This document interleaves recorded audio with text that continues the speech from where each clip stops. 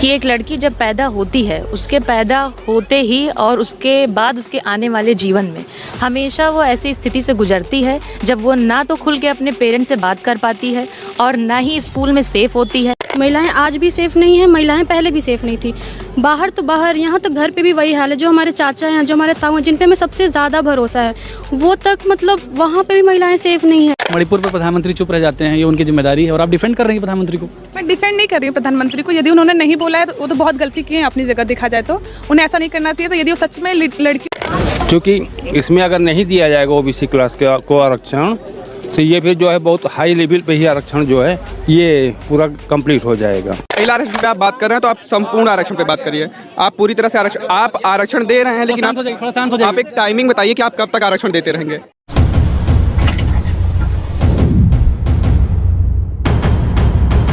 यत्र नार्यस्तु पूजते रमन्ते तत्र देवता। ये हिंदुस्तानी समाज जिसमें महिलाओं को देवी का दर्जा दिया जाता है, लेकिन असल हकीकत कुछ और है। कल उज्जैन में यानी एमपी में एक ऐसा कांड हुआ है जिसने पूरे देश को शर्मसार कर दिया। कुछ दिन पहले ही भारत की संसद ने महिला आरक्षण बिल पारित किया है, लेकिन इसके बावजूद देश की महिलाएं हर घर में क्या सुरक्षित हैं? एनसीआरबी का एक डेटा बताता है कि प्रतिदिन 87 महिलाएं 87 महिलाओं के साथ रेप होता है। तो क्या है हकीकत, और इस हकीकत पर महिलाओं का क्या सोचना है? आज इलाहाबाद की महिलाओं से, खास लड़कियों से जो यहाँ तैयारी करती हैं, एकेडमिक्स की पढ़ाई कर रही हैं, उनसे जानने की कोशिश करेंगे कि वो इस समय देश के माहौल पर क्या सोचती हैं। सबसे पहले तो मेरा ये कहना है कि ये घटना अपने आप में ही बहुत ज़्यादा शर्मनाक है। दूसरी बात ये है कि एक लड़की जब पैदा होती है, उसके पैदा होते ही और उसके बाद उसके आने वाले जीवन में हमेशा वो ऐसी स्थिति से गुजरती है जब वो ना तो खुल के अपने पेरेंट्स से बात कर पाती है और ना ही स्कूल में सेफ होती है। उसके बाद वो इन सारी चीज़ों को झेलते हुए जब अपने घर से किसी तरीके बाहर निकलती है, तब भी उसे वो माहौल नहीं मिलता, वो हक और वो सपोर्ट नहीं मिलता कि वो खुल के अपनी चीज़ों को, अपने दर्द को, दुख को बयां कर सके। हर इंसान सिर्फ इस फिराक में होता है कि कैसे इसका फ़ायदा उठाया जाए। वो अगर कपड़े पहन के निकलती है, थोड़ा सा सज धज के निकलती है, तो उस पर भी कमेंट्स आते हैं कि भाई कहाँ जा रही हो, क्या कर रही हो। कई सारी चीज़ें हैं जो हम आम जिंदगी में अपने आसपास देखते हैं। अगर बताऊं कि कल की जो घटना है, जैसा कि आप मुझसे पूछ रहे हैं, ये बेहद शर्मनाक है और कोई पहली बार नहीं है। हज़ारों बार ऐसी घटनाएँ होती हैं। हाल ही में आपने मणिपुर में सुना ही होगा। वो तो ऐसी घटना थी कि लग रहा था कि ये हमारे जो honourable prime minister Modi sir हैं, जो कहते हैं कि भारत की जो लड़कियां हैं हमारी बेटियां हैं और बेटियों का कत्ले आम हुआ, रेप हुआ इस समाज में, और वो बैठे रहे 70 दिनों तक, उनका कोई रिस्पांस नहीं आया। और लेकिन वो तो कह रहे हैं कि उन्होंने महिला आरक्षण बिल ला के महिलाओं के साथ समानता करने की बात की है। 33% आरक्षण लेजिस्लेचर में रहेगा और भारत की संसदीय इतिहास में ऐसा पहली बार हुआ है। तो इस पर क्या सोचती हैं? मुझे भूख अभी लगी है और खाना मैं 10 दिन बाद खाऊंगी। बताइए कैसा लगेगा आपको? इसे बेहद मुझे ऐसा लगता है कि आप यही कहेंगे कि ये एक जुमलेबाजी है, और मुझे ऐसा लगता है कि ऑनरेबल प्राइम मिनिस्टर भी जुमलेबाजी से कम काम नहीं करते हैं। तो बात खाली यही आके अटक जाती है कि आप आज क्या कर रहे हैं। आज आपने इतनी बड़ी विभत्स घटना होने के बाद आपने क्या मेजर्स लिए सेफ्टी के लिए? क्या आपने ऐसा बनाया? आज जहां आप हमारा इंटरव्यू कर रहे हैं, जहां पे आप ये सवाल पूछ रहे हैं, यहाँ पे हम 8:30 के बाद नहीं आ सकते। क्यों नहीं आ सकते? क्योंकि ये सेफ नहीं है। जो वाकई पैरामीटर्स होते हैं to run a state, BJP is totally a failed government. Yes it is. तो बीजेपी के करनी और कथनी में कितना अंतर है? क्या बीजेपी सरकार महिलाओं को सुरक्षा दे पा रही है? महिलाओं के सशक्तिकरण में बेहतर योगदान दे पा रही है? इस पर आप क्या सोचती हैं? और अपना इंट्रोडक्शन देखते हुए अपना पक्ष रखिए। जी, हमारा नाम ऋषु यादव है। हमारा विचार ये है, यहाँ बीजेपी या फिर किसी और सरकार की बात नहीं की जा रही है। महिलाएं आज भी सेफ नहीं है, महिलाएं पहले भी सेफ नहीं थी। बाहर तो बाहर, यहाँ तो घर पे भी वही हाल है। जो हमारे चाचा हैं, जो हमारे ताऊ हैं, जिन पे हमें सबसे ज़्यादा भरोसा है, वो तक मतलब वहाँ पे भी महिलाएं सेफ नहीं है। हालांकि अभी तो मतलब हम लोग तो फिर भी बड़े हैं। जो छोटी छोटी बच्चियाँ जो 3 महीने की, 4 महीने की, 1 साल, उनकी क्या गलती है? हमारा तो ये है, ये तो लड़की ऐसे कपड़े पहन के जा रही है, ये तो जीन्स टॉप पहनी है, ठीक है, समझ में आ रहा है। आप लोग कहेंगे कि आप अच्छे से बन के चलिए ना, लड़कों मतलब वो तो देखेंगे, इनका देखना काम करना है। बट अगर हम मुस्लिम की बात करें, उसमें बहुत सारी लड़कियाँ जो हिजाब पहनती हैं, जो बुरखे पहनती, उन्होंने तो पूरे पूरे कपड़े पहने हुए हैं। वहाँ पर तो फिर क्या दिक्कत है वहाँ पर? बट नहीं, वही है कि सरकार चाहे कितने भी कानून लागू कर ले कि हाँ मतलब हम ये कर रहे हैं, वो कर रहे हैं, बट बट इम्प्लीमेंट करने में टाइम लगता है। जो चीज़ें आप बोल रहे हैं वो चीज़ें करके भी दिखाइए ना। जहाँ तक घर की तो बात घर की हो गई, और जहाँ तक बाहर की बात हुई, जो लड़कियाँ ऑटो में, सोचिए लड़की तो ऑटो में जा रही थी, वो तो चुपचाप जहाँ जा रही थी वो अपने घर जा रही थी, उसकी क्या गलती थी? बट नहीं है, छोटी लड़की है, अपना शिकार दिख गया, अरे ये तो लड़की जा रही है, वही सारी चीज़ें। ऑटो हो गया, ओला हो गई, ट्रेन तक में लड़कियां सेफ नहीं। अगर लड़की ट्रेन में भी अकेले चली जाए, वहाँ पे लड़के उसको पूरा घुरिया के खड़े हो जाएंगे, अरे लड़की तो अकेले जा रही है। बस वही सारी चीज़ें। लड़कियां सरकार की बात नहीं है, वही मेरी बात है, ना लड़कियां पहले सेफ थी ना आज सेफ थी। हालांकि मोदी जी ने मतलब ठीक है कानून बनाए हैं, जहाँ तक उन्होंने वुमेन रिजर्वेशन बिल भी पास किया है, सरकार का वो तो अपना काम करेगी। बट जहाँ तक अगर हम बात करें वुमेन रिजर्वेशन बिल की, उसमें ST महिलाओं को, SC महिलाओं को मतलब उन्हें इतना दिया जा रहा है। OBC वाली महिलाएं कहाँ हैं? उन्हें ये दिया जा रहा है कि नहीं वो लोग बहुत नीचे हैं, वो लोग अपना आवाज़ नहीं उठा पा रहे हैं। यहाँ कहाँ दिया है कि OBC वाली महिलाएं अपना आवाज़ उठा ले रही हैं? भाई उनके लिए कुछ कह रहे हैं तो OBC वाली महिलाओं के लिए भी तो कुछ करिए ना। वो भी जो जिनका सबसे ज़्यादा जो पॉपुलेशन है वो OBC का है। क्योंकि OBC का पॉपुलेशन सबसे अधिक है भारत में, उसके हिसाब से देखा जाए तो OBC की लेडीज़ों को भी ज़रूरत है रिजर्वेशन की, जो कि नहीं दिया जाता है। ज़्यादातर भारत में लोग चीज़ों को, लेडीज़ों को लेकर इतना लोग भले चाहे सरकार भले कितना भी बोले इस विषय में, लेकिन कोई इतना ध्यान नहीं देता लेडीज़ों की साइड पे। हर कोई अपने सत्ता को चलाने के लिए, अपने सत्ता को आगे बढ़ाने के लिए चीज़ों पे ध्यान दे रहा है। कुछ लोगों सरकार के बोलने से सब चीज़ें नहीं बदल जा रही हैं। अगर सरकार ऐसे होता है, बहुत सारे बिल हैं, लॉ है हमारे देश में, लेडीज़ों के लिए है, बाकी सब हर जेंडर के लिए है, लेकिन वही पुलिस के पास भी उतनी चीज़ें नहीं है। उनके पास हर चीज़ के लिए उनको अलाउ नहीं किया था कि आप हर चीज़ें अपने हिसाब से कर लीजिए। कहीं पे कुछ हो रहा है तो उनको पहले ऑर्डर चाहिए होगा ऊपर से, वो अपने बिना ऑर्डर काम नहीं कर सकते। ऑर्डर ऊपर से क्या ऑर्डर मिल रहा है, किस कास्ट के थ्रू मिल रहा है, किस जेंडर के थ्रू मिल रहा है, वो भी बहुत मैटर करता है। इसलिए ये सब चीज़ें बहुत प्रॉब्लमेटिक हैं भारत में। और मतलब आपकी बातचीत में आपने कई सारे इंद्रधनुषी सवालों को उठाया है, जिसमें कास्ट भी आपने एक मुद्दा उठा दिया है, जेंडर भी उठा दिया है।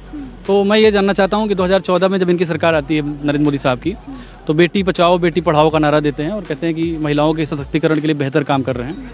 तो आप कितना अंक देंगी 10 में मोदी सरकार को? और खासकर बीजेपी की सरकार, योगी सरकार उत्तर प्रदेश में भी है, तो 10 में कितने नंबर देंगे आप बीजेपी को? देखिए सर, योगी आदित्यनाथ क्या कर रहे हैं, ठीक है, योगी आदित्यनाथ मोदी जी क्या कर रहे हैं, अपनी तरफ से उनके बोलने से नहीं होता, क्योंकि ये पूरा एक कम्युनिटी है। सिर्फ एक इंसान वर्क करने से नहीं होगा। यदि मोदी जी बोल दिए सिर्फ उनके करने से नहीं होगा, सबको होता है ना कम्युनिटी। मणिपुर पे तो प्रधानमंत्री को बोलना ही चाहिए था, क्योंकि वो हमारे देश के मुखिया हैं। बताइए फिर, मणिपुर पर प्रधानमंत्री चुप रह जाते हैं, ये उनकी जिम्मेदारी है और आप डिफेंड कर रही हैं प्रधानमंत्री को? मैं डिफेंड नहीं कर रही हूँ प्रधानमंत्री को। यदि उन्होंने नहीं बोला है तो वो तो बहुत गलती की है अपनी जगह, देखा जाए तो उन्हें ऐसा नहीं करना चाहिए था। यदि वो सच में लड़कियों के बारे में, बेटियों के बारे में, अपने देश के बेटियों के बारे में यदि इतना सोचते हैं तो उन्हें अवश्य बोलना चाहिए था वहाँ पर, क्योंकि ये मामला बहुत क्रिटिकल है। और क्योंकि देखा जा रहा है तो बहुत सारे लोग, बहुत सारे नेताओं का भी ऐसा कहना होता है कि मतलब रेप केसेस वगैरह बहुत, कुछ लोग बहुत नॉर्मल लेते हैं इन चीज़ों को, जो कि नॉर्मल नहीं है, बहुत बड़ा क्रिमिनल केस है। अच्छा, मैं समाज में देखा जाता है कि जिनके साथ गलत होता है, रेप होता है, जो करता है उसके लिए ज़्यादा सवाल नहीं उठते, लेकिन जिनके साथ ये होता है उनका समाज में जीना दुभर हो जाता है, जबकि उनकी कोई ऐसा गलती नहीं होती है। तो ऐसा क्यों होता है, आपको क्या लगता है? क्योंकि सर हम लड़कियां हैं, हम लोग को तो कभी ज़िंदगी में कोई भी हमें सपोर्ट इस तरीके से नहीं करता, ना फैमिली का सपोर्ट उतना मिलता है कि हम आराम से जैसे चाहते हैं वैसे पढ़ लें। उससे कहीं ना कहीं कितना भी खुला इन्वायरमेंट हो, बट हम लोग के लिए एक पाबंदी होती, एक बाउंडेशन होती है। और रही बात मोदी जी के लिए, तो परिचय भी अपना दे दीजिए आप। मेरा नाम साक्षी है और मैं इलाहाबाद यूनिवर्सिटी से MA कर रही हूँ। तो जैसे मैं बताना चाहूँगी, शिखर धवन को भी चोट लगी थी तो मोदी जी ने उस पर ट्वीट किया था, पर मणिपुर कांड पे मोदी जी ने एक भी लाइन नहीं लिखी। बस इसके आगे क्या ही बोलना। 2014 के बाद जो बीजेपी सरकार सत्ता में आई है, महिला आरक्षण बिल पारित हुआ है, ये कह रहे हैं कि महिलाओं के लिए बहुत अच्छा काम कर रहे हैं, इस पर आपका क्या विचार है? नहीं, बिल्कुल नहीं, मुझे तो नहीं लगता कि कोई भी अच्छा काम है, मतलब महिलाओं से रिलेटेड तो बिल्कुल भी नहीं, क्योंकि महिलाएं बिल्कुल सेफ नहीं है इस टाइम, तो बिल्कुल भी नहीं सेफ है। तो उनके लिए तो ऑब्जेक्शन लेना चाहिए। वो कुछ भी, कोई भी वो पॉलिसी निकाल रहे हैं, कुछ भी कर रहे हैं, लेकिन निकालने से कुछ नहीं होता है, उस पर ऑब्जेक्शन ले, उसको वो करवाएं। सवाल 75 साल का नहीं है, सवाल ये है कि जो पिछले सालों हुआ है, पिछली सरकार ने किया है, सही है। मसला केवल एक है आज की राजनीति में कि जो फ्री का राशन बंटता है उस पर अगर रोक लग जाए तो देश की स्थिति और सही हो जाए। उससे और जो जनमानस है, छोटा आदमी है, पड़ा फ्री का खाता है, वो आप ध्यान करिए, फ्री का खाता है, वो कोई काम करना नहीं चाहता है, नौकरी सबको चाहिए। क्या मोदी कहाँ से नौकरी देंगे, योगी कहाँ से देंगे, या आप कहाँ से नौकरी देंगे, हम कहाँ से देंगे? कोई नौकरी कोई नहीं दे पाएगा। सबसे मैं यहाँ पे आपको काउंटर करूँगा। 1957 में इस देश की जनसंख्या तकरीबन 30 करोड़ थी और भारत की GDP उस समय, आज 2023 चल रहा है, भारत की GDP इस समय तब से 57 गुना बढ़ चुकी है। आपकी जानकारी के लिए बता दूं, अगर भारत की GDP 57 गुना बढ़ चुकी है तो जनसंख्या केवल बढ़ी है 5 गुना। इसका मतलब है कि जो पैसा है, जो उत्पादन है, वो कहीं और जा रहा है, कुछ लोगों में जा रहा है। कुछ लोगों में जा रहा है, वो मैं कह रहा हूँ जो 5-5 बच्चे पैदा करते उन्हें जा रहा है। 5 बच्चे कौन पैदा कर रहा है? अब ये तो आप जानते हैं, हम जान रहे हैं। मतलब आपका क्या कहना है कि मतलब जो मैं कहना चाहता हूँ, एक मिनट बिल्कुल आपकी जो मैं आंकड़ा बता रहा हूँ कि देश की जीडीपी 57 गुना बढ़ चुकी है और देश की जनसंख्या 5 गुना बढ़ी है। बिल्कुल ये बात है, 5 गुना बढ़ी है, तो इसका तो मतलब यही हुआ कि जो आम आदमी का पैसा है वो कुछ लोगों में जा रहा है ज्यादा। यूनिसेफ की एक रिपोर्ट ये भी बताती है कि हिंदुस्तान का 1% जो सबसे ऊपर का तबका है उसका 70% संपत्ति पर कब्जा है। इस पर क्या कहेंगे? इस पर मैं ये कहूँगा, आप भी बिजनेस कर सकते हैं, हम भी कर सकते हैं। 2014 के बाद से बीजेपी सरकार जब से आई है, ये महिला आरक्षण बिल पारित कर चुके हैं। ये बता रहे हैं महिलाओं के लिए बहुत अच्छा काम कर रहे हैं। तो बीजेपी सरकार को आप कैसे जज करते हैं? महिलाओं के लिए तो अच्छा कार्य है।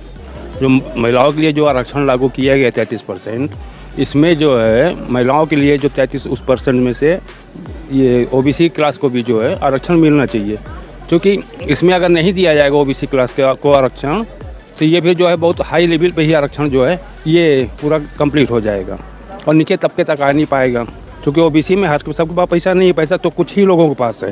भाई ये बिल तो पारित हो गया है, लेकिन ये लागू होगा 2029 से, जबकि तक परिसीमन लागू नहीं होगा। अभी से नहीं लागू होगा कि ये चुनावी मुद्दा है, इसका कोई आधार नहीं है कि ये लागू होगा ही। लागू होना तो इसी में मतलब आपका कहना है कि बीजेपी सरकार ने चुनावी रुझान को देखते हुए लोगों को बरगलाने के लिए ओबीसी क्लास को जो है नियंत्रण वो करने के लिए। एक बेटी का बाप हूँ, बेटी इंजीनियर है, पढ़ा है। पहले के जो लोग आज बोल रहे हैं, पहले तो एक परिवार में 5-5, 10-10 बच्चे हुआ करते थे। ज्यादा बच्चे पैदा करना अपराध है अपने देश के लिए। कौन पैदा कर रहा है? अब जो तो आप जान रहे हैं, सब जान रहे हैं। आइए, हाँ बोलिए। आपके कई भाई बहन हैं? आप अपना बताइए, चलिए। कई भाई बहन हैं आप? 2 भाई 1 बहन हैं। तो ये अपराध हुआ कि सही हुआ? जब था। अच्छा, तब अपराध नहीं था, अब नहीं। अब अपराध है। माँ बाप का बलात्कार कर रहे हैं दूसरे का। ये बलात्कार की श्रेणी में नहीं है। क्यों नहीं है? जितना हम अपराध की श्रेणी में क्यों ले? जितना हम अपराध नहीं है वो। अभी आप क्या बोले भैया? ये अपराध बोलेगी नहीं, कुछ नहीं। ये सब बिल्कुल दिमागी रूप से बिल्कुल वो हो चुके हैं। इनके पास कोई जवाब नहीं है, कोई विकल्प नहीं है। ये बस उसी में एक ही धुन चला हुआ है। महिला आरक्षण पे आप बात कर रहे हैं तो आप संपूर्ण आरक्षण पे बात करिए। आप पूरी तरह से आरक्षण दे रहे हैं, लेकिन आप एक टाइमिंग बताइए कि आप कब तक आरक्षण देते रहेंगे। आप 2047 तक भारत को एक अग्रणी देश बनाना चाहते हैं और अग्रणी देश में आरक्षण जैसी चीज़ें नहीं होती हैं। अगर आप सबको आगे ले जाना चाहते हैं तो एक टाइम लिमिट बताइए कि आप कब तक देंगे। आप 2047 माफ़ कीजिएगा 1947 शुरू किए हैं और जहाँ तक लगता है आगे 150 वर्षों तक तो ऐसे ही रहेगा। और ये आरक्षण जिसने भी पारित किया वो केवल एक वोट बैंक की राजनीति है। आप कहे लिए देखते हैं कि 2024 के जस्ट पहले ऐसे बिल और ये सब चीज़ें आती हैं। किसी को किसी से कोई मतलब नहीं, कोई आगे जाए पीछे जाए, सबको एक तबका दिखता है, एक जाति दिखती है, एक समीकरण दिखता है जिससे वो अपना फ़ायदा उठा सकें। ये सारी चीज़ें 2023 या 24 के बीच में कहे लिए आ रही हैं। मतलब आपका कहना है कि ये 2024 के पहले बीजेपी सरकार का प्रोपेगेंडा है? पूरी तरह से प्रोपेगेंडा है। और जहाँ तक ये बात है कि और ऐसी चीज़ें आप देखिए, जातिगत जनगणनाएँ हो रही हैं। आप फोकस किस पे करना चाहते हैं? आप ये फोकस करना चाहते हैं कि कौन सी जाति ज़्यादा है और उसके लिए हम काम करेंगे, सत्ता में बने रहेंगे। ये सीधा सत्ता में बने रहने का सवाल है। यहाँ किसी को कोई फर्क नहीं पड़ता कि महिलाएं आगे बढ़ रही हैं, पीछे आ रही हैं, कोई नहीं। ये बिल पारित करने के बाद सब अपने घर में सो जा रहे हैं। महिलाएं अभी भी वैसी हैं जैसा आप देख रहे हैं। मतलब आप महिला आरक्षण से खुश हैं या नहीं?